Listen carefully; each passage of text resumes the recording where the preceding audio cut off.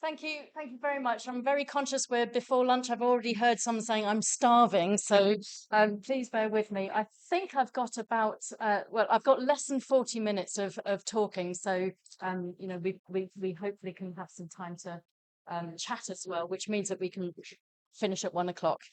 I'm also conscious that I'm standing here and the screen's behind me, so I will try and move around a little bit, but there's a camera here that's I don't think's following me, so bear with me whilst I sort of try and work within these constraints. So Annie asked me actually if I'd like to speak at the conference this year, and she very helpfully said, "Talk about what you want."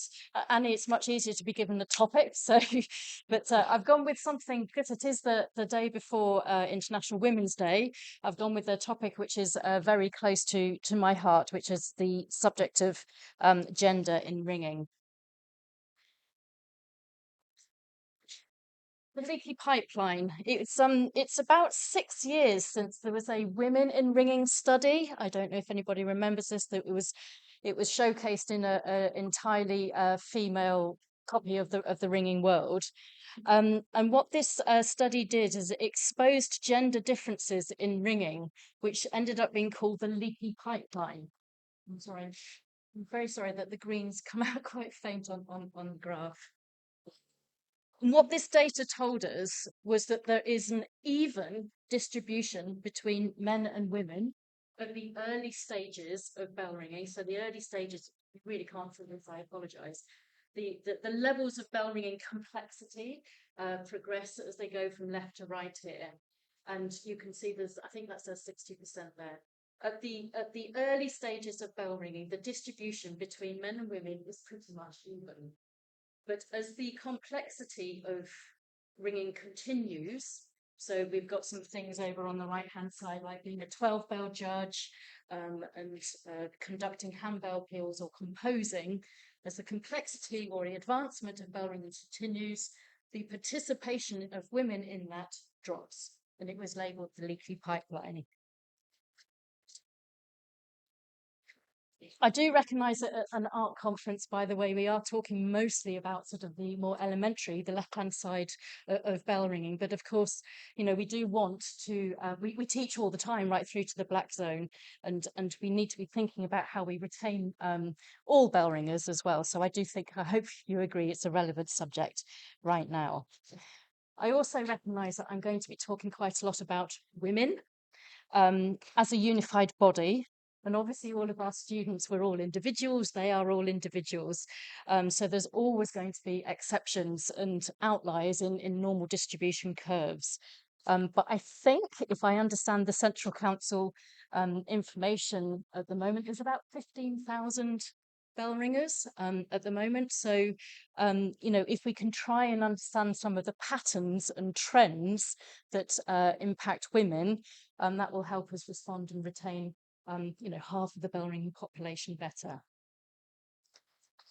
What I'd like to, this talk is actually about sort of teaching women and whether it should, whether it could, whether it needs to be any different from teaching men. So I'm going to dive right in. I was going to do like a Slido or something on mobile phones to do a poll, but I thought, might be a bit risky with Wi-Fi. So let's do an old-fashioned put your hand up in the air. So this question here, do you think teaching women requires a different approach to how we teach men? Okay. Few more points. Sorry? How to bring the booze, how to wear So I'm gonna talk about the word approach. So I'm not talking necessarily the mechanics of, this is how you ring a backstroke. I'm talking the whole subject of approach. And I'm also not talking necessarily at the very elementary bell handling stages. I'm talking all the way through, all through the different learning to ring stages, and maybe even up through the, into the blue zone, red zone, black zone, and so on. So what do we think? Who's going to put the hand up for yes? Yes-ish. Yes-ish. Okay. Quite well, I don't know. I wasn't expecting that. I was expecting this actually. I just say what made the biggest impact on me when I very first started to learn, which was at Bishop's Waltham and Ted Colley. first thing he said to me is, right, we have bells, we have ringers, we don't have girls' bells and boys' bells. You all ring all the bells. Lovely. And that was back in 1968. That's good. Okay. And I've used that so much when I was at top people. And that was my first introduction. And as you know, at Winchester, it was, well, if we wanted to ring about bells. Sort of. But Is anyone, sorry Heather, is anyone going to actually put their hand up and say, right, until now, no, I think it's all saying right, no. Oh good. Oh good. Good. Actually it's about 50-50. 50-50 between yes and no. And I'm guessing those people, or rather an even, number between yes and no. And are there some who are like, oh, I don't know, it feels like a bit of a trap. I'm not quite sure. It depends. It's complicated. Yeah, okay. It is, isn't it? It is very complicated. I was actually surprised. I thought we were going to have most people say it feels a bit complicated. I'm not quite sure. Let's see, sort of thing. So quite surprised we had so many people answering with the yes. So the first place I want to talk about is in confidence. Okay, the subject of confidence. There is oodles and oodles and oodles of research about women's confidence being different from men's. This is the piece of evidence I want to refer to. It came, I think it was produced in 2016. It's a collaboration between 3 professors at different European business schools. And this is the piece of research that proved that women in leadership often had to demonstrate higher levels of competence to be perceived as equal. But if they showed more levels of confidence, it went down negatively, pushy, that sort of thing. So it's I think it is, we've got professors in the room here, but I think it is actually the piece of research that is most quoted when it comes to gender and confidence. There were other things that came out of the paper at the same time, but I want to focus predominantly on this particular confidence issue. So we have confidence on the left-hand side, going from low to high, and competence. How many times I'm going to have to say this? I hope I get it right every time. Competence going across the bottom, going from low to high. What we can see on this graph is that women, which is the lower down line, if the colours aren't working that well, at lower levels of competence, when they're really new in ringing or learning anything new, really have very little confidence. Generally speaking, very, very low confidence, that they don't have much competence. Second thing that we can see is the confidence increases quite slowly relative to men. And when we get all the way up to full competence, the confidence is still less than men. Okay, everyone comfortable with interpreting that graph? So let's have a think about what that might mean in a ringing setting. So I've got here 2 approximate columns, one there, one there. The left-hand side, I can see it's quite pale. The left-hand side is when people have higher levels of confidence. The right-hand side is what that might look like. People have lower levels of confidence, which, as the previous slide shows, was more likely to be women. Obviously, I know I'm generalising quite a lot. So, in terms of willingness to step forward, high confidence people are more likely to take hold early. They might wait for the ask, they might grab hold. They'll probably assume that it's going to be okay. If you're a lower confidence person, definitely wait to be invited. You might even need to persuade. No, go on. You can have a go. You can do this. They might hold back. They might say, no, I'm not going to get involved. They might hold back until they feel that they're ready. They might apologise before trying. Oh, I'm probably going to make a mess of this, and so on. So that's one aspect. Responding to correction. Someone with high confidence would obviously just go, yeah, okay, it's fine. Yeah, I got it wrong. Right. I'll try next time, and they'll try again straight away. Someone with lower levels of confidence, they might step back. They might sort of not try again. It might put them off. They might then take it personally. The amygdala that was spoken about earlier on. Oh, actually, I really am rubbish about this. And so on.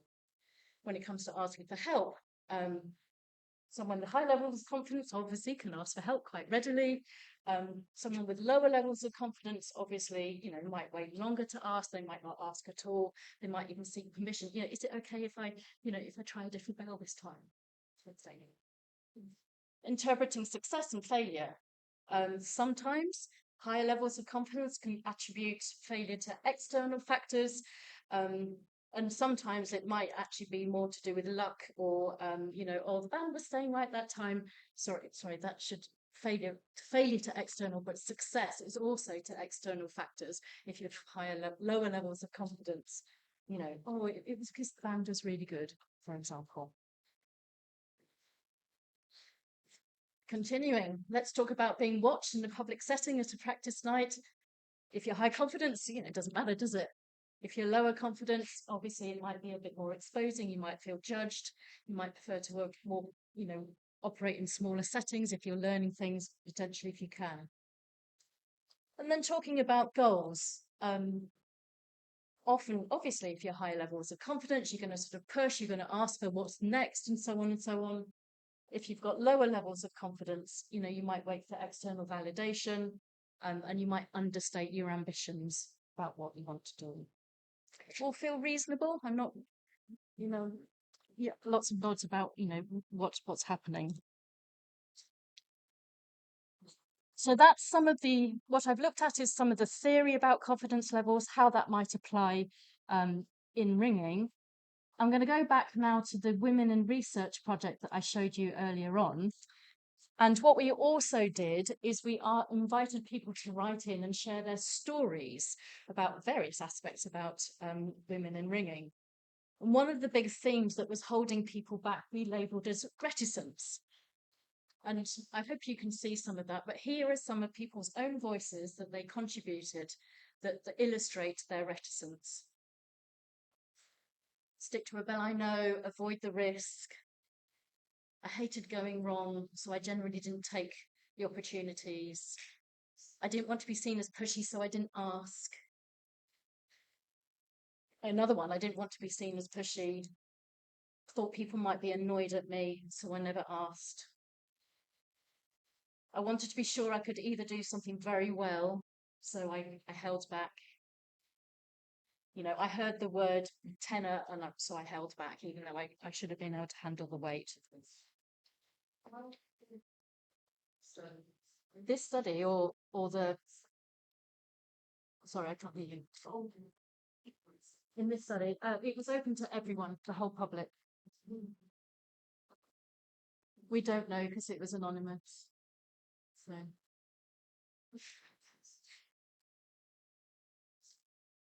So what I'm observing in some of these quotes that I've just read out, it's an understating of ambition from women, that they were all women. That's a lot. It was an understating of ambition. It's a turning down of opportunities. It's a holding back, and there's a perfectionism theme as well. So I think what we need to be careful of, if we think right back to sort of the impact of confidence, is that we must be careful not to perceive men as more competent, or more importantly, not to perceive women as less competent and less able just because they might be giving out signals of nervousness or reticence. So it's a mindset. We need to just be alert to it, that we're not misinterpreting some of the signals that women might be giving out. So that's confidence. The next subject I want to move on to is physiology. So I'm afraid we're going to talk about adolescence and we're going to talk about menopause. Okay, so adolescence. We all were one. We remember hormone changes, and obviously it applies to everybody. Don't forget, though, with young females, there is not only the hormone changes through puberty, but there's also the hormone changes through menstrual cycles. And as that's happening, it's a double whammy. And so there might be all sorts of extra layer of sort of anxieties or moods or something like that going on that they're having to adjust to. So, it's again, an alertness to what might be going on for them. Tiredness is actually not specific just to women or girls, all teenagers, aren't they?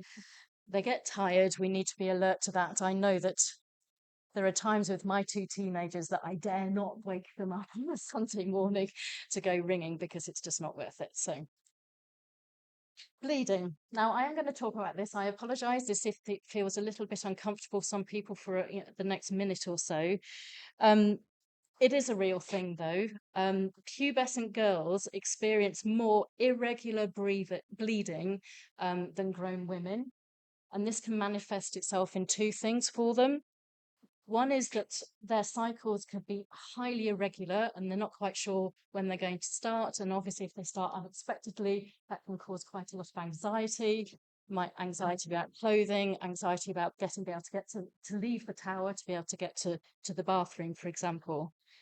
And the other form that it can take is actually in what I call flooding, because the flow is not regular, and that again can cause quite a lot of anxiety. They might not be able to last the 90 minutes of a practice night, or indeed appeal. You know, they might need to be able to have access to the toilet if they're going, oh, I need to go to the toilet, sir. You know, like you hear in schools, it might be very, very real. So there is something where, as teachers and tower captains, we do need to be mindful that an adolescent girl may be dealing with an awful lot more than they immediately show. On the menopause side, there's quite a lot of the symptoms are sort of talked about an awful lot more than a decade or certainly a generation ago. Sleep disturbance is extraordinarily common in peri and postmenopause causal women. Obviously, it leads to tiredness. We need to be making sure we don't interpret tiredness as some kind of sort of I'm not really that interested. I can't be bothered. I don't want to get involved. It's just there might be a real reason for it. Hot flashes can be uncomfortable and embarrassing. Women may want to sort of change the temperature of the room. They may need to leave the room and so on. Falling estrogen can affect both joint pain, but also it affects a loss of strength. So men typically start to lose their strength in their late 60s, early 70s. Women, it's 10 to 15 years earlier than that. And I personally know that, as I was introduced at the beginning as a I don't know what you call me, a heavy bell ringer or something like that. I am less strong than I used to be. And what it means for any teacher and for me is that I have to be so fussy about my technique, because my ability to use brute strength wasn't high to start with, but it's even less now. So when we're teaching people who are in the sort of post-menopause stage, being fussy about technique is even more important, because the dropping levels of strength is a real thing. And another real thing, in fact, it's a real killer, actually, is brain fog.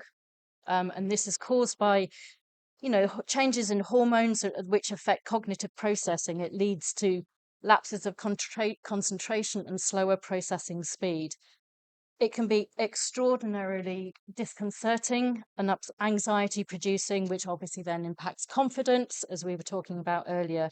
It may need to, as teachers, for us to think about how we chunk things, how much pressure we put on speed of learning, and so on, when we're asking that of our students if they're at this age. So the overall thing around the impact of physiology for me is that we just need to be more alert and mindful that women at either end of their life cycles may have just more going on for them than they are showing. There was Jez, I can't see where Jez is, was talking about masking earlier on in neurodiversity. The same thing may be happening in women at different stages of their life in terms of covering up for other stuff that might be going on. The third and final place I want to go is social norms. So social norms are the sort of the cultural expectations and the invisible rules in society that dictate sort of about the roles women should play, or people should play, how people are judged, and the expectations have how they should behave. Now, I actually love, I don't know if anybody knows this, I actually love the This Girl Can campaign. It was funded by the National Lottery over the last few years. And basically, I identified a gender activity gap. So women exercise less than men. And it was a very comprehensive and complex piece of research, and it highlighted cultural and emotional, excuse me, page change, cultural and emotional, and some of the practical barriers that were holding women back from exercising. They put a number of campaigns together. These are some of them, which were about sort of trying to basically address concerns that women were feeling about not being as good as they used to be and feeling too old to start something new. I think there might be some parallels that we might be able to think about with that. But when it comes to women and bell ringing in the Women in Ringing project that we looked at, the most prolific aspect of social norms that impacted women was the impact of children and family on their ringing career and activities. So I've got another slide. Again, it's really small. I'm so sorry. But here are some of the pieces of stories that people were saying about women in ringing. So family life took over. I think you see that happening, don't we? The second bullet point is about sort of ringing room layouts. Actually it wasn't fun enough for it to be worth it when I was so tired. The third one was about sort of, dropping off of their own perceived level of ability because they weren't doing it as much. Fourth one is about, not being asked as much into stuff. There was an assumption going on about they were busy, therefore I'm not going to be asking them.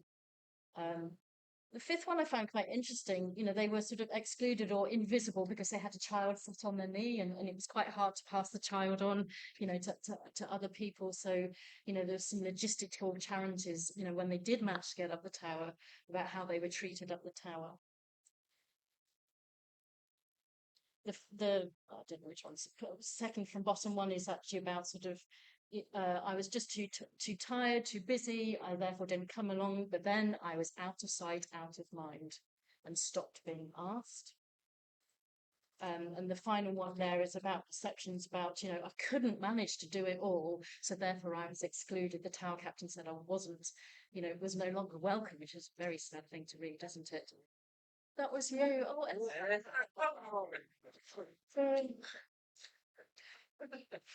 so we're seeing here, these are real stories. We're seeing here that childcare obviously limits participation. We're seeing something about being less visible. We're seeing something about the need to step back, either because of tiredness or busyness. But that then leads to sort of the skills loss, and therefore there becomes a cycle about being excluded and not asked as much, and so on. So possibly, have a think about the culture of, in our towers and places where we can influence. Could you make provision for parents to bring their children along? I remember when I don't remember, but my parents tell me a story that there was a sort of child safety barrier in the corner of, and a potty actually, in the corner of St Mary's, Warwick, that they used to just dump me in so that they could both carry on ringing. Under the bed. Under the bench. Yeah, like at the time 18. Yeah.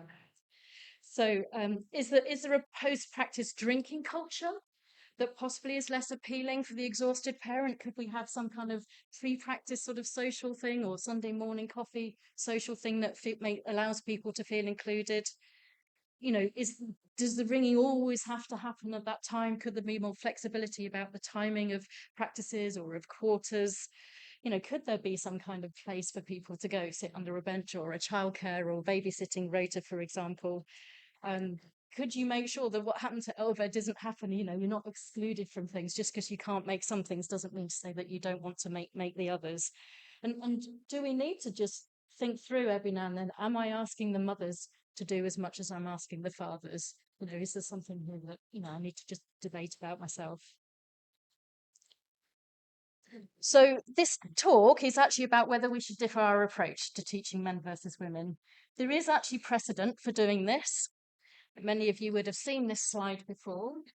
On the left-hand side, it talks about equality, which is where everybody gets treated equally, but as you can see, the outcome is different. And equity, where people get treated slightly differently, but in order to achieve the same outcome. Okay, nice, simple visual approach. I'm going to bring this to life in an example well, it's not an example, it just came to my head. So I stayed last night in a friend's house in Beeston. And I think they're in ring of 10, what, about 18 or 1900 weight, something like that, not too heavy. So let's just suppose on this theory of sort of, slightly treating people slightly differently.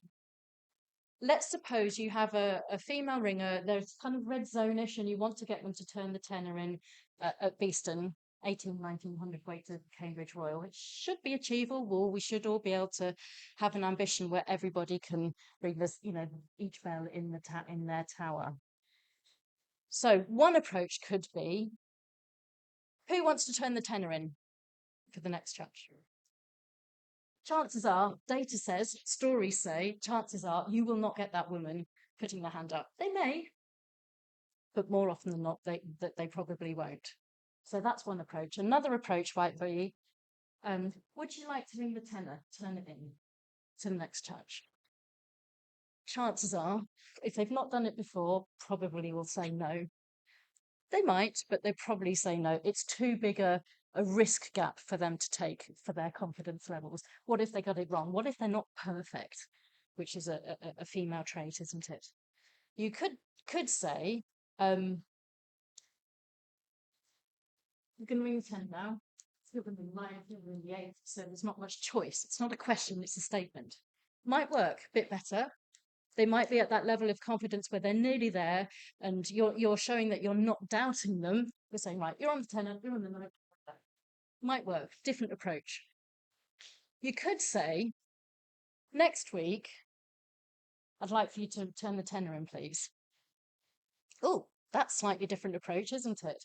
It allows them time to get their head around, get their confidence, maybe practice on mobile to make sure they know where 10th place bell starts if they've not actually done that before.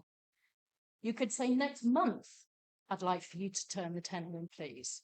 That gives me a little bit even longer to practice, maybe practice ringing the tenner behind, a little bit more just to build confidence and so on. You could say, next month, I want you to turn the tenner in. So therefore, this week, you're going to ring the 7th. Next week, you're going to ring the 8th. Next week, you're going to ring the 9th. Right. All of a sudden, the steps are much smaller, aren't they? The risk levels are much lower. Obviously, that really taps into that confidence level. And another thing you could do, a slightly different approach still, is you could say to all of your learners, in a month's time, you're going to be turning the tenner in and building everyone up. And then obviously the woman isn't singled out, and which has an even more positive effect on confidence. Does that sort of bring to life a little bit about, obviously these boxes are huge, great big boxes, but I'm actually talking about slightly different adjustments in your approach to how you teach people. However, whilst we absolutely want to support people appropriately, we also need to be careful we don't slip into misplaced protectiveness. It often comes from a well-meaning place, but it quietly assumes that girls and women are less capable, less resilient, or need shielding somehow. So in ringing, too much gallantry can actually limit women's progression, and obviously from a tension point of view, we don't want to do that. It comes from a point of being kind, but it's not treating people equitably, the same outcome. So we're signaling that we don't necessarily expect equal competence or equal outcomes. And that can hold people back. And here are a couple of quotes from the Women in Ringing Project, where people felt that girls were being let off the hook too readily. The sister didn't want to ring down because she doesn't like it, and so she wasn't allowed to ring down. The girls found it embarrassing to be speaking in public when conducting, so they weren't expected to. That is not helpful. That is not what we're going for. So we're not talking about overprotective, misplaced protectiveness, because it doesn't obviously achieve the end outcome of retention and helping everyone be their best. So I don't think that the subject of differences in women has been spoken about in a conference before. It's a huge subject. We could debate it, for a whole day just on this subject if we wanted to. So I'm going to kind of summarize where I've got to so far, if that's okay. So we talked about confidence is not a proxy for competence. We talked about the impact of physiology for women and girls, and that we might need to be aware of misinterpreting behavior because we don't fully know what's going on for them. And we talked about social norms in ringing, and particularly that in ringing that relates to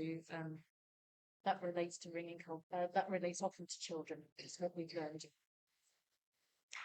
So we have 5 minutes left.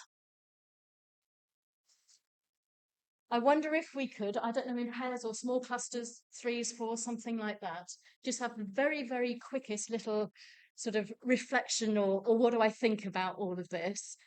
What I'd like for you to see if you can do is not necessarily recount your stories of, oh yeah, I saw, but try and focus on what actually can we as teachers or TAL captains do differently to support women progressing in ringing. And I put some suggestions here, about things to think about. Is it our language? Is it the feedback approach? Is it the type of encouragement we give? Is it about goal settings? You remember the little smaller goals is often, it works better. Size of groups, timing, set up in the tower, just have a tiny, a quick reaction to possibly your neighbour about this subject.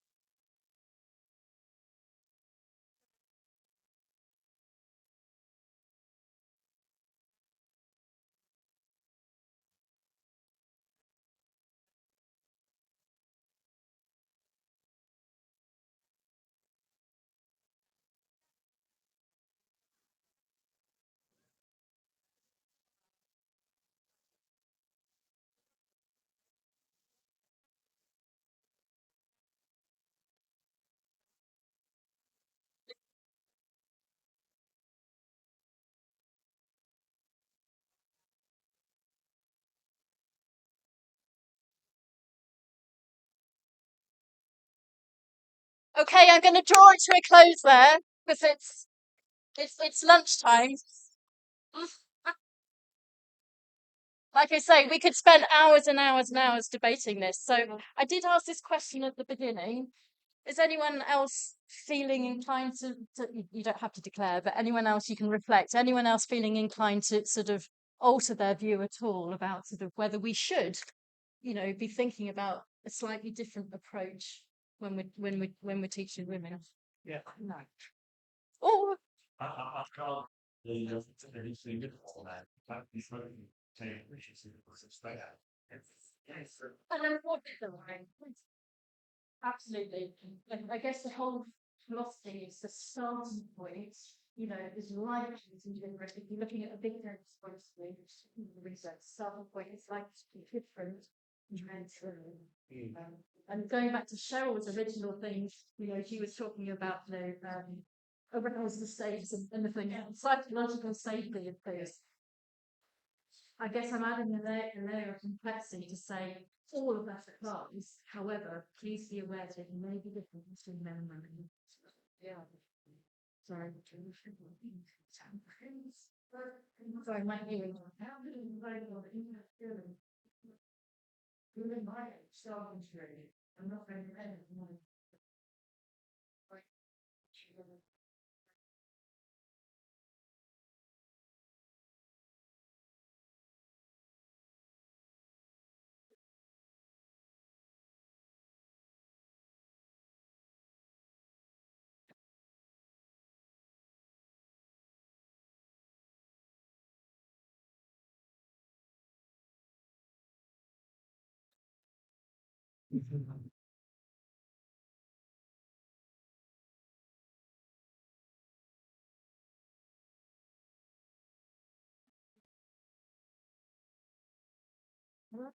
Yeah, you mentioned about strength and lack of strength, meaning that the skills got to be spot on. That's something I actually point out to all my female ringers. So right, right, we've got to be good. We've got to have a really good technique. They've got brute strength. They can get away with being. And they really like that collaborative kind of, right, well, we're going to be the best handlers in the world.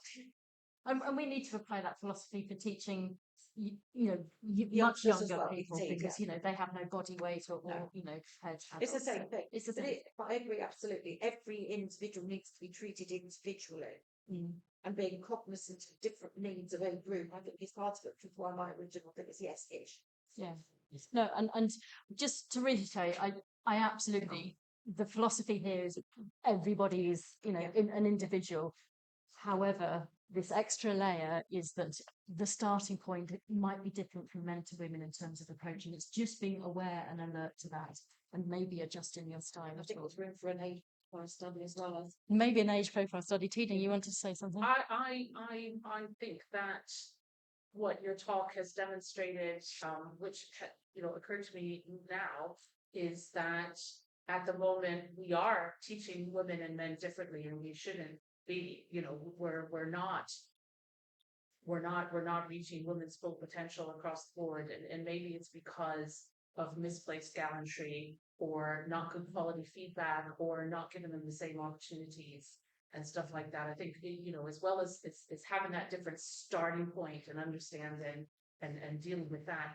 And actually, maybe we should teach everybody like that, because that lifts the level for everybody. Because there are shy men, there are neurodivergent people who would also benefit from a more intentional approach.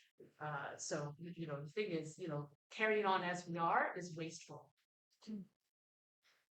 Okay, Sally, I don't want to be held responsible for people's late lunch.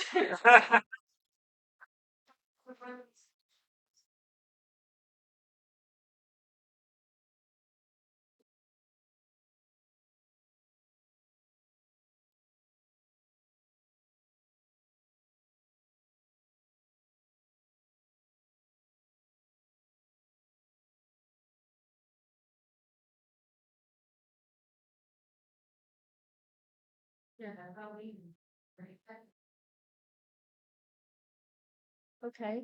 That's one of the first battles.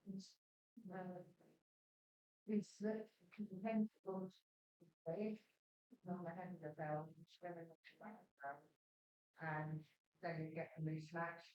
But what happens is, it is true, you can see, you can visually, you see much better from the end of the bell. You can position your bell and you can hear, beginning with the end, then you can hear. so the men can hear to progress quicker to begin with, simply because it's being balanced and taking the heavier, then it's stop.